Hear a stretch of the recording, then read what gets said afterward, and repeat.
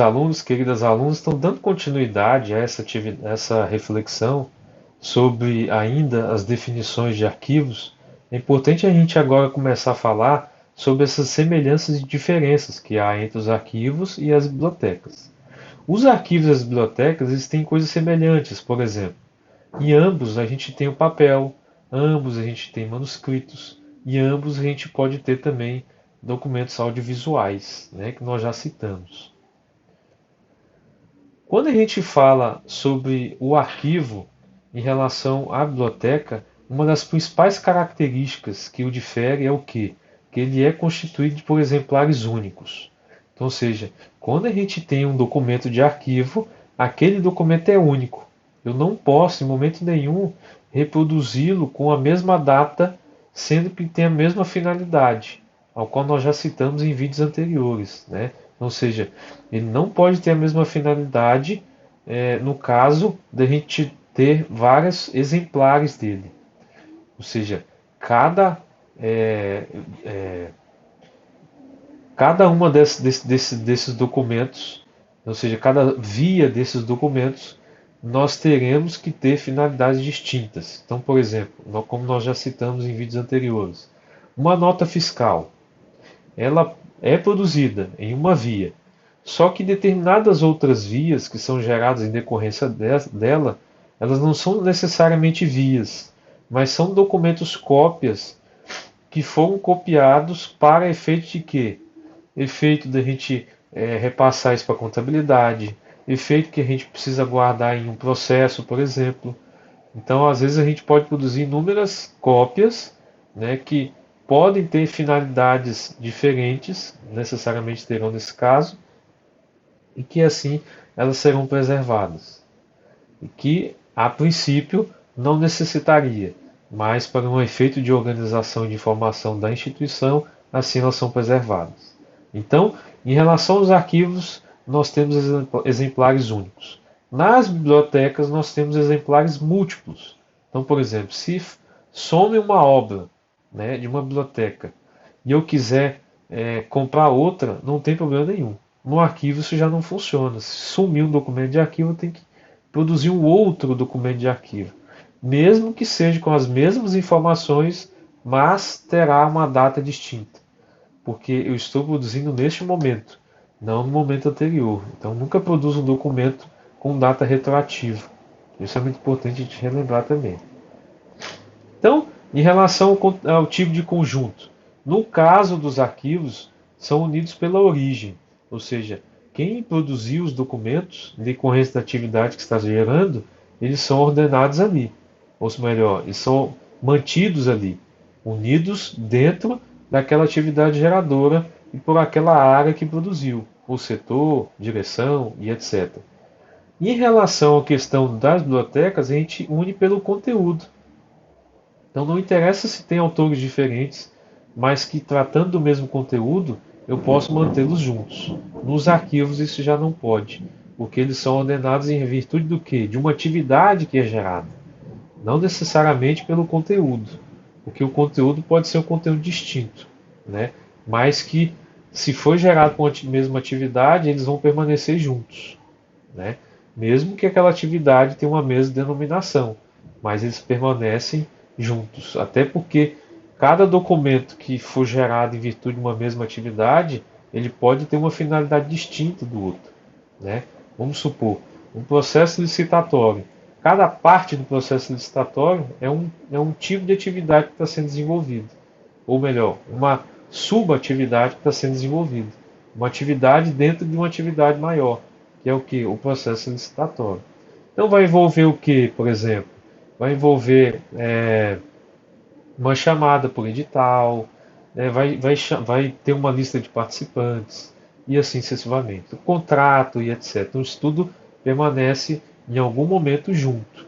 Por isso que há a figura, por exemplo, do processo. O processo ele tem isso. Ele é constituído por peças processuais, que dentro do seu bojo, né, de organização cronológica sucessiva, a gente tem os fatos sendo ocorridos. E assim, por sua vez, registrados dentro daquele documento que é a materialização do acontecimento.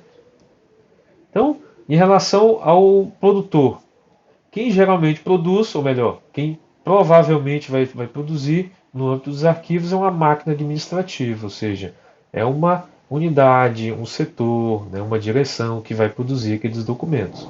No caso de uma biblioteca, quem vai produzir isso vai ser uma atividade humana individual e coletiva. Qualquer pessoa pode produzir, por exemplo, um livro sobre a sua vida. Não tem problema nenhum. Isso vai ser um acervo bibliográfico. No caso dos arquivos para fins de produção, nós temos o quê? Que eles são constituídos para um fim mais administrativo, jurídico, funcional, legal. Na biblioteca, nós temos um fim mais cultural, mais científico, mais técnico, artístico, educativo.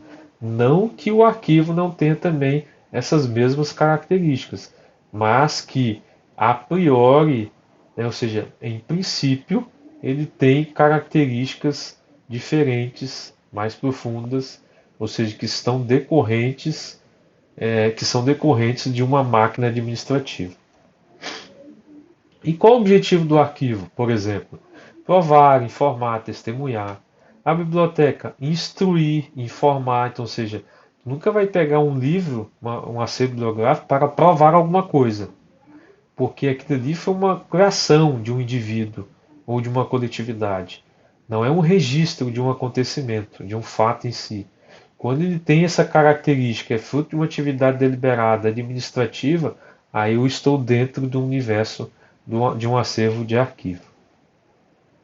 Então, em relação aos arquivos, como é que eles entram dentro da instituição, por exemplo? Ele é uma passagem natural de fonte geradora única, né? Alguém produziu e alguém está recebendo isso. Seja direção, seja gerência, coordenação e setor. No caso da biblioteca, como é que a gente entra? Ou seja, como é que a gente absorve aquele acervo? Por meio de compra, de doação, de permuta. Então a gente nunca vai ver alguém, por exemplo, comprando um arquivo. Isso é uma viagem. Isso nunca vai ocorrer. O que a gente pode ocorrer é que alguém receba o que nós chamamos de guarda de um acervo pessoal. Né? Alguém tem um acervo pessoal de alguém que tem algum tipo de alguma personalidade, né? Ou algum literário desses, algum autor de muito prestígio e que a gente precisa guardar porque ele teve um vínculo com a sociedade muito profundo, aí a gente estará o que? Preservando, atuando de uma forma mais como meros é, salvaguardores, né? Ou seja, a gente vai guardar, salvaguardar aquele acervo. Em relação ao processamento, o arquivo ele tem algumas grandes funções que estão relacionadas com o quê? Com o momento que nós estaremos trabalhando aspectos relacionados à criação barra produção dele, a sua aquisição, que não é a aquisição que nós costumamos compreender no acervo bibliográfico, de adquirir, de comprar, mas não de receber o acervo em virtude daquela fonte geradora única, a classificação, a avaliação, a preservação barra conservação, a descrição e o trabalho de difusão barra acesso. Né? Como a gente vai difundir esse acervo, isso é importante que a gente tenha uma função específica para isso.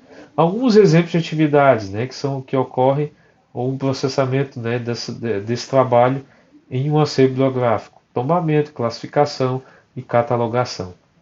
Inclusive o termo catalogação é muito comum as pessoas acabarem tentando utilizar ele para o âmbito dos arquivos. Então esse termo ele é específico para um trabalho que é um trabalho semelhante ao que nós temos nos arquivos, que é a descrição. Então a gente jamais vai utilizar o processo de catalogação para um arquivo, né? A gente vai utilizar isso para biblioteca. Então há também semelhanças semelhanças entre o processamento. Por exemplo, nos arquivos e nas bibliotecas nós utilizamos instrumentos de classificação semelhantes, como por exemplo o CDD, que pode ser utilizado tanto na biblioteca quanto nos arquivos. Agora o CDU ele é específico das bibliotecas. E a gente também percebe que tem sistemas informatizados para ambas as situações, claro, considerando suas peculiaridades.